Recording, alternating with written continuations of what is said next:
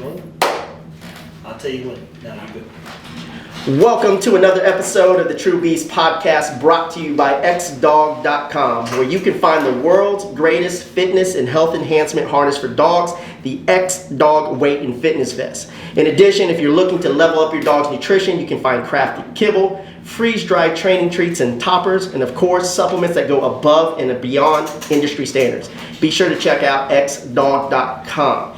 And you know, when I think about X-Dog, I think about quality. And you know, it was when we decided to go all in on quality is when I actually seen a huge difference in our clientele base. So let's go back real quick and just tell them, you know, how do you define quality here at X-Dog? Quality, how do I define it? It's just here at X-Dog, you know, I've always got this perception of, every ingredient has a purpose, when it comes to our supplements, for example, right? And I don't want this to be a whole X-Dog pitch, right? But at the end of the day, like when you look at nutritional supplements, the only thing that really matters is the active ingredients when it comes to the guidelines, right? Yeah. And the regulations.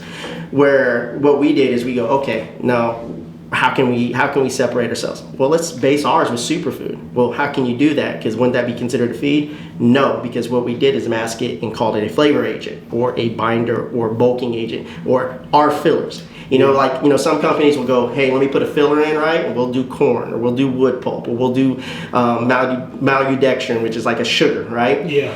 And there's no nutritional value. You get what I'm saying? So, for example, let's say if you have a supplement like, for example, the Muscle Building Performance, right? You have about 1,000 milligrams of active ingredients like Creapure, DMG, a list of amino acids, colostrum. But then the scoop is like 6 grams. So What else you got? You got 5 other grams to fill, right? So you guys just exceeded the expectation by doing the research. Yes. And so now you have a product that's based with superfood like bone broth, collagen protein, MCT powder. So you got healthy proteins or high quality proteins and healthy fats. Yeah. Right? When it came to training treats, right? A lot of people cut corners and use hot dogs and stuff. We say, no, let's come out with the most nutritious training treats on the market. Well, what's more nutritious than organs? Nothing. In a dog's world, at least. Even in the human world. Yeah. Even in the human world. The only reason why they don't do it in humans is because there's just not an abundant amount of it. But I know. It doesn't taste good either, man. That's just the truth. Yeah, well, it doesn't taste that good. I like beef liver. You can deep fry liver, and I'm telling you right now, it still tastes like a liver. Yeah. Well, I don't know. I've been actually taking a lot of liver supplements and organ supplements and stuff like that. Some of them probably not that bad. That's probably taking like a shot at apple cider vinegar, right? You can like get through it, but you're like, I really don't want to do this. Yeah, capsules aren't that bad. But, again, too, like when it comes to the vest, we initially started with plastic clips, right? And then we moved to Cobra buckles. And then we go, okay, we had 5 sizes. Let's go up to 12 sizes. Let's create more durable stitching. Let's go all in on, how we're going to, let's add elastic, to combine weight resistance with resistance bands, because it's never been done before. Yeah. Let's make it extremely durable. Let's make it, let's add warming and cooling gel packs, and so, I've always been, ever since I got mentored, with the big question they always ask, what's the best thing out there that's considered the best but also the cheapest? There isn't a thing out there. With the pet industry, the whole industry in a whole is how can we sell a product for the highest price and put the cheapest ingredients in it? Yeah. And then let's boost the crap out of marketing, right? And so, as you can tell, what's that led to? Dog obesity being crazy, health-related issues being crazy. It's all growing, right? Because people think that when it says science on it, or it says a certain word, or if a veterinarian recommends it, right? Because they don't know that the vets are actually owned. Yeah, they're owned by Mars and Hershey's and or Nestle and candy bar companies in general, right? Which they only care about the top end. They don't care about your dog. Listen, and that's the one thing people fail to believe. And there's not a lot of information out there to protect people from their day-to-day lives and convenience. One of the things that McDonald's did well was 90 seconds, right? That's why they became so successful. And you know, when they first started, it was like, how do we speed up the whole process? We know that Nestle and Mars and those companies, they're only, as you said, worried about the top line and the bottom line. Yeah. And that convenience of that scoop takes away any questions. Yeah. And then they created regulations, the AFCO, right? Kind of like the FDA. It's like, is any of this stuff really real? Yeah. There's never really enough research to determine what is good for you and what's not, other than, you know, the people that do the research. Yeah. Then scientists and doctors, they go against all that. Yeah. Just because, like you said, it's a marketing ploy. Yeah. So that people continue to think the word science, diet, these words sound good. Yeah. And they sound trustworthy. I trust the word diet, science, and doctor approved. Yeah. Or even word, sugar free, and like sodas and stuff, like maybe it is good for you, maybe it's not. It doesn't have sugar in it, right? But sugar is like, man, sugar is pretty dangerous, right? If you really think about it, it's addictive, and it's more addictive. It's like one of the most addictive drugs. Yeah. That's the thing with sugar. I mean, your body goes through withdrawals. I literally knew a guy once. I was training him. He was drinking 2 liters of Coke a day. Oh, and he said, Trent, man, something's off. I said, yeah, something is off. You ain't losing no weight. And he goes, I said, walk me through your day, man. He's like, I said, 2 liters of Coke? Who the fuck needs 2 liters of Coke, man? He said, this is my poison. I said, clearly it's killing you. Yeah. When that joker come off of that 2 liters, man, he had spots on his back. I mean, it was like his body was going through a severe withdrawal. What? From all the sugar. Man, you see what sugar really does to your body, man. And what it does coming off of it. You go, I never saw that before. That was like 12 years ago. Yeah. Never saw the effects of what a like a non-drug really does to a person's body. And he's a healthy cat. Yeah. He's a healthy cat, opposed to that 2 liters of Coke. I don't know, man. I'd probably die if I drank 2 liters of Coke a day. You both, man. So when we talk about quality, what are some things that people can do to better the quality of their lives? Because that's where quality really begins. Quality is one of those things that's transcendent. And if everything you do in life is low quality, which means it has low impact, which means it has a little bit of intent, then you're always looking for that corner you can cut to kind of, beat a price per se. But when you go into Gucci, when you go into Versace, Nike or whatever, guess what? The price is the price. Yeah. They're not dropping the price. And I used to do one time in Gucci and say, how much is this wallet? He says, alligator, $700. If I buy the wallet, what am I put in it? I mean, the price is the price. Yeah. So what are some things people can do to improve the quality of their lives? I think we covered that in future, earlier episodes about your habits, but I think another thing is people need to stop listening to people who listen to people, you know what I mean? Like, you need to find some mentors, whatever you're trying to get good at. And, even in for example, when we talk about improving, self-improvement, it obviously starts from the inside out, right? Yeah. So you got to fix your nutrition, you got to create habits, daily exercise, and obtaining knowledge from the right people. Now, the one thing that you just said there, so I think based on the way society's set up and designed, the average person's not even taught to think anymore.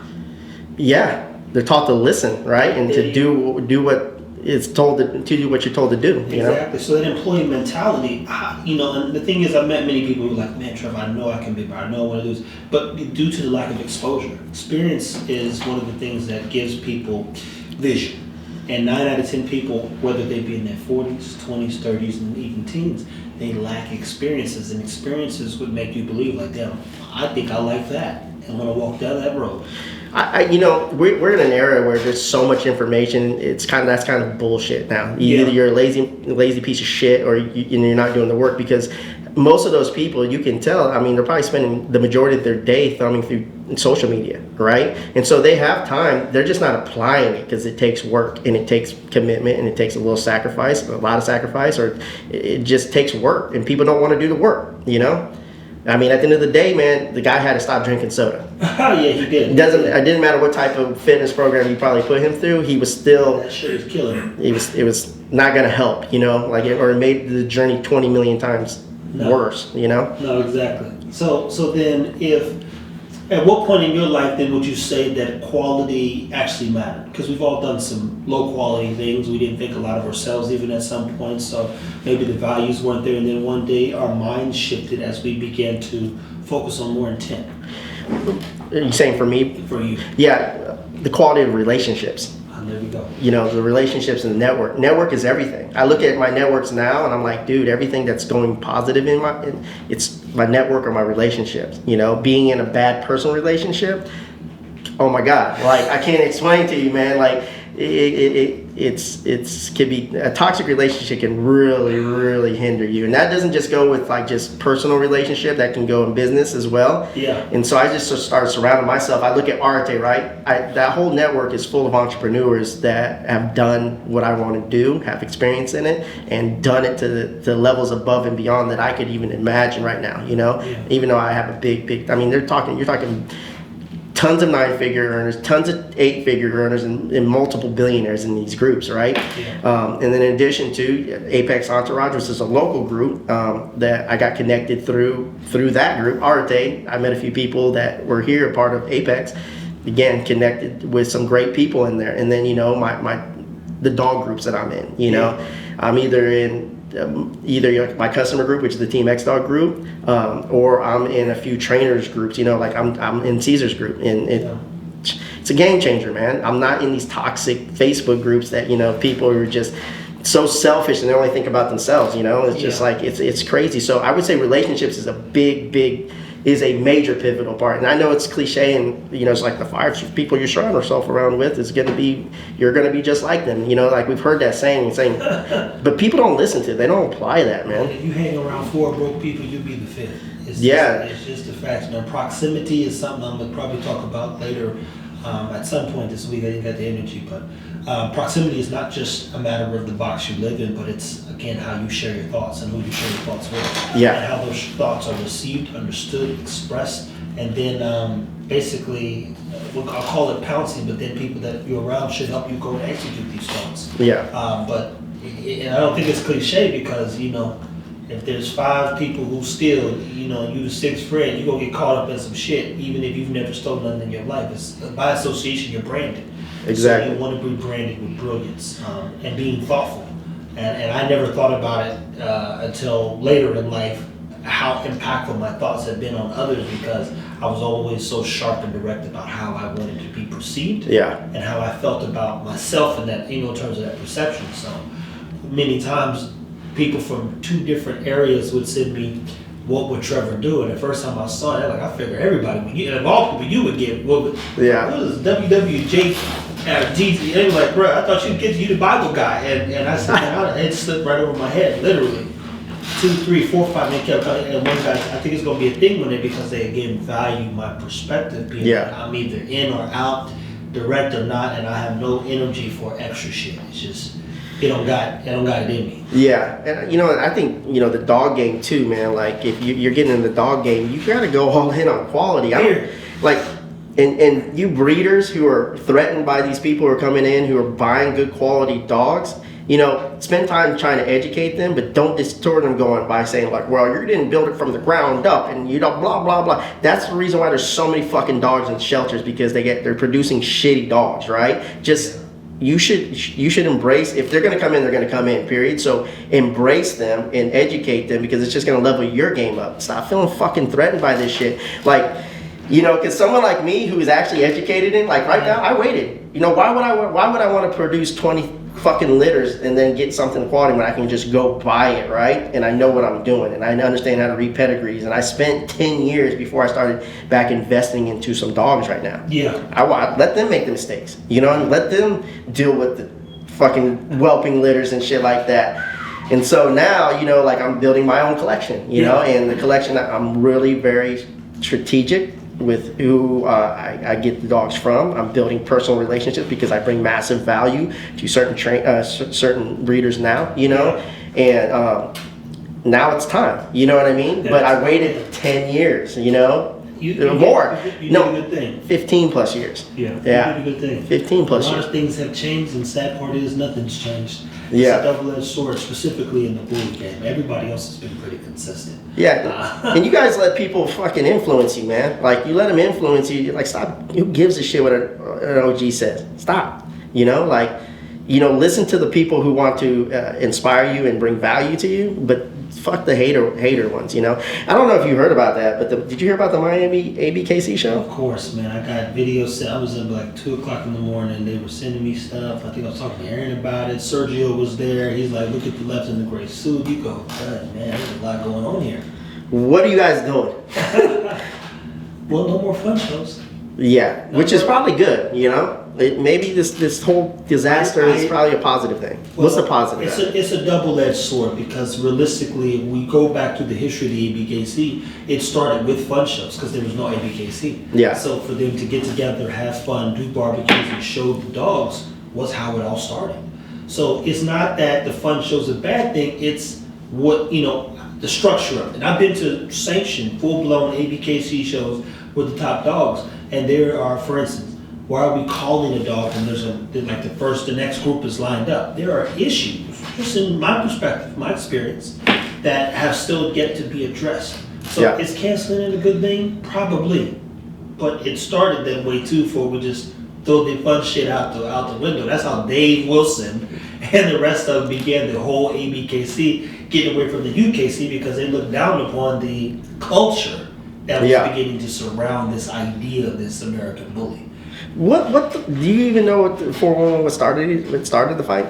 Some trophy shit. A fucking trophy? Some trophy bullshit. Guy believe this guy thought he should win, and next thing you know, they fight. Then they get put out and they fighting in the parking lot. There's a page. I know the page because they sent me everything where almost everything's being documented. With these two individuals who were really going. And the sad part is it really was for nothing.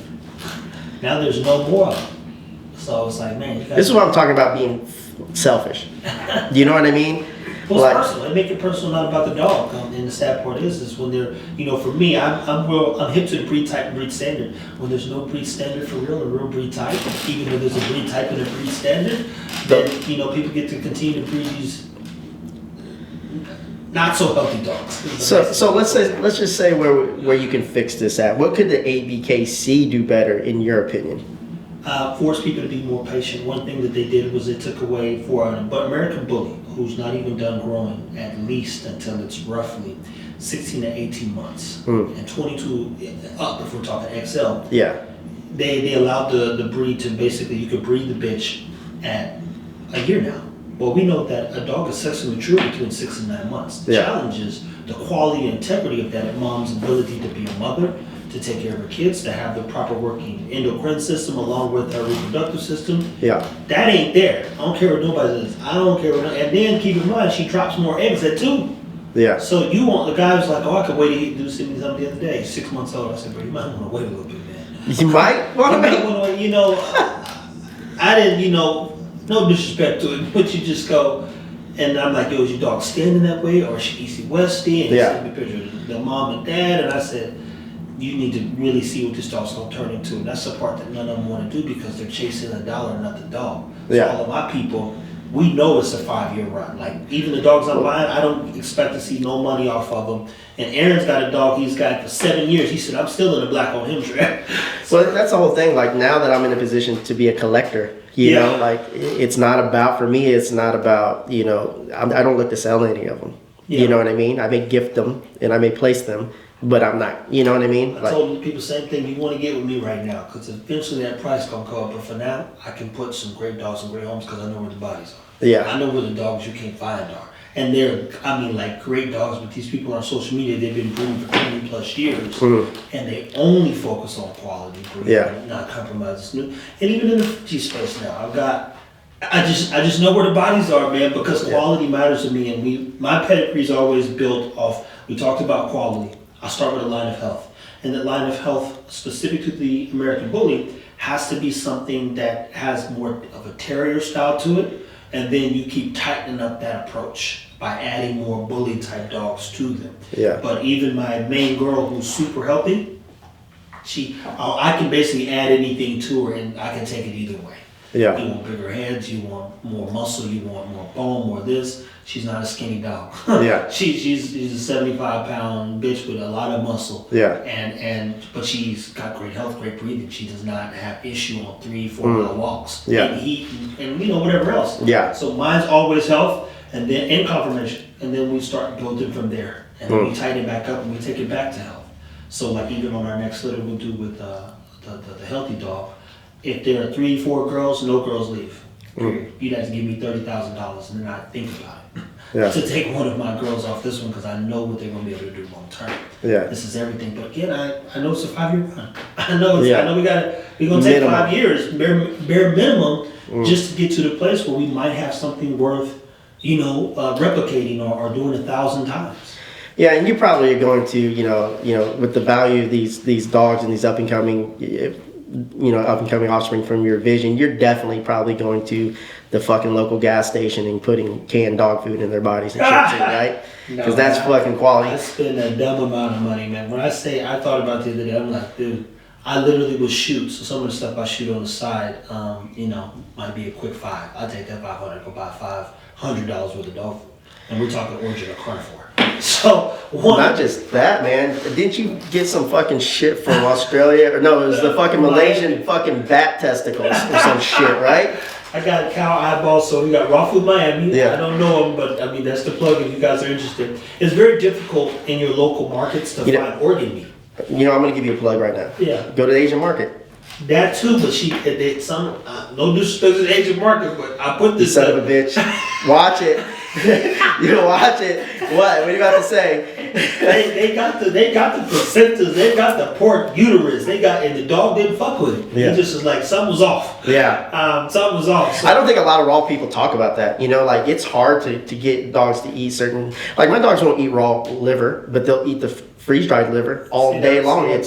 But see, even that. So when we go to the crazy thing is how it's packaged in store is different than how it's packaged from a farm. Yeah. And so the same thing. When I put the chicken gizzards in there, and I'm talking like fucking, it was like one of them gizzards is like huge. He didn't mess with it. Yeah. Same thing with the placenta. I've got literally some type of uterus that I put in there, and I say smacked it, murdered it. When he was like, with the one from the Asian market, he's like, I don't know what the fuck this is. And so depending on where you get it from, we get stuff from the Burgundy supply here in Dallas sometimes. Yeah. They've got the good stuff, eats everything. Yeah. That raw food, I can get all the fucking organs I need. Yeah. And that's the main reason why I go, because I can still get the chicken, the ground sirloin, and different meats from right down the street, chicken breasts. But that raw food, I can get eyeballs, chicken heads, whole prey. The raw feed in Miami? Yeah, man. So, and just watching them, again, it just goes back to quality too. Yeah. And how it's put together, and that goes back to even, the X-Dog standard in terms of how you guys package and look at how this all goes together. Back in the day when I was doing nutrition for some people, fish farming. Yeah. Quality of the fish it diminishes drastically. Soil depletion. We can go down vegetables. Most fish oil is rancid. This is why I tell people, man, you guys are spending like $60, $70, $80 for a half a gallon of this shit that's in fucking looks like antifreeze containers. Yeah. When you're just trying to get the healthy fats. So go buy a jar of healthy fats for $5 or $6, $7 at the grocery store. You can get duck fat, you can get beef tallow, you can get lard, you can get chicken fat, you can get grass-fed grass-fed butter.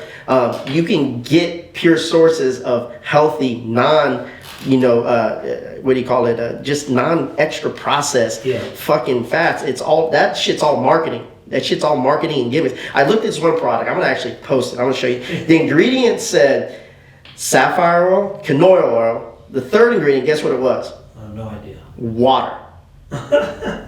This motherfucker's got like 800 reviews on Amazon. It's from a popular company in the community, right? Yeah. And it's like, I don't know, like a 20-ounce bottle, and they're selling it for $80. So basically, you're giving your dog two of the most shittiest oils you could possibly give your dog when it comes to healthy fats, and water. And you know what water and oil don't do? Mix. They don't mix, so it has to be binded through an ingredient, which I don't know exactly what the ingredient is, but it's not natural. You know what I'm saying?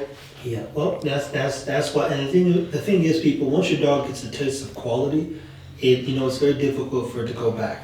Yeah. If you listen to your dog, it'll tell you what's up. And I've watched this dog. The one dog I have on it, like literally, he doubled the weight. Yeah. He doubled the weight, and he's on the right path. And he's just got. And we measure his food out too. It's not just like some random shit. We have a scale, put the tripod there, everything. And that's the thing about the Miami. You can literally get anything in there. But just to be clear, It's $165. It's about $65 to $191 every 2 weeks. Yeah. Just to keep all the fucking organs and shit that I need. So. And if you want some good quality organs, be sure to check out xdog.com. We got, you got pasture raised pure beef liver, right? We got that in bulk, but we also have green buffalo tripe, and the shelf lives on that, I mean, you're looking at 18 to 24 months at room temperature. And so if your dog is having problems or you don't have access to getting good organ meat, you might want to supplement with some freeze dried. And we pure. sprinkle that on there too. Some of these days I'm like, oh fuck, I forgot to unthaw a second organ. Yeah. So let me scoop some of that organ, that dried organ stuff, and again, it eats it like, you know what it reminds me of? Remember back in the day you played baseball and they had the little beef jerky that kids would fake and stuff. You don't eat it? The beef jerky? No, the organ meat. No. We got to do taste test. That'd be a great video. Oh, fuck that. No, we got to do it, man. You first. No, yeah, that's fine. We'll do it. Oh my boy ate dog food for 30 days. Who makes it? He ate it 30 days, went viral, like it went crazy. Hold on, did he do it to go viral or did he do it because it's healthy? Well, he actually had blood work done, and all his blood work came back positive. He actually had a doctor that did all his blood work. Oh shit! Yeah, and so he got shredded. It wasn't fun, but he would basically take his like freeze dried elk venison patties, reconstitute, throw it on the grill, and basically what he was trying to say, like. Oh, you said dog food, man. Did you say this motherfucker eating venison? That shit ain't cheap. Well, elk and venison freeze dried patties that we sell to dogs. That's what I'm saying. The quality of the treats that we're bringing in. Chicken protein balls, chicken fat balls. Yeah. Toppers, you put it in a shake, the toppers, and then drink the shakes. And, oh my God. He was even eating kibble. Yeah. 30 days. They said in a row. Origin was one of those foods that you could, Origin was something else that was so high quality you could eat it. I'm like, nature. Yeah. This ain't soup, or this ain't, what's it like, I don't know, crackers and that. Don't put this into no cereal. It's ridiculous. Yeah, but I think, man, a lot of you guys too, man. You guys look for ways to cut corners on the quality of what you're feeding your dogs, man, and But it's symbolic to their lives too, man. Most people just don't do the research and don't want to put in the time and effort and want to hand it to them. Not beat about it is you have services for those who want healthier food, like Snap Kitchen, who deliver to your door. Give you just some meals that you can heat up and continue to move forward. Yeah. So a lot of resources in places where health is more, accessible. Yeah. And people are more vain. And so is knowledge. There you go. There you go. But it's a matter of what you want out of life, and then that means sometimes you have to take some time to step back and then take a look at what you're missing, and then try to figure out what's your biggest distraction. In my opinion, I say look at what's distracting. What's the first thing that pops up when you start trying to walk forward? Yeah. And this is nice. They gotta go. Yeah. They gotta go. We can't get to quality if we don't know what a quality day for you feels like and how you feel about waking up every day. Yeah. Quality is something, I've always said this since I was, I started TV at 10 plus years ago now. Quality precedes excellence. If we focus on quality, you will be excellent. And that's all that matters. And I'd rather you do it 35 exactly correct than 100 fuck-ups. And they have 100 reps every time. So it's the quality for me. Yeah, you got to go on quality. So, man, I hope you guys found some value in this episode. Again, man, check us out on Spotify, Apple, YouTube. Leave us, do us a solid, man. Share it if you found something out of this episode that, man, that you think that somebody should know and that you found some value in it, man. Be sure to share it, right, man? Like, again, we don't really run ads or anything on these. We base everything off word of mouth, and our goal is that we're investing this time into bringing value and knowledge to you as a person, So if you found any value, man, please share it, and if not, don't. If you didn't like it, don't fucking share it. It's cool. It's all good. We'll come out better next time. But again, thank you guys for always, man. And as always, Team X Dog Strong.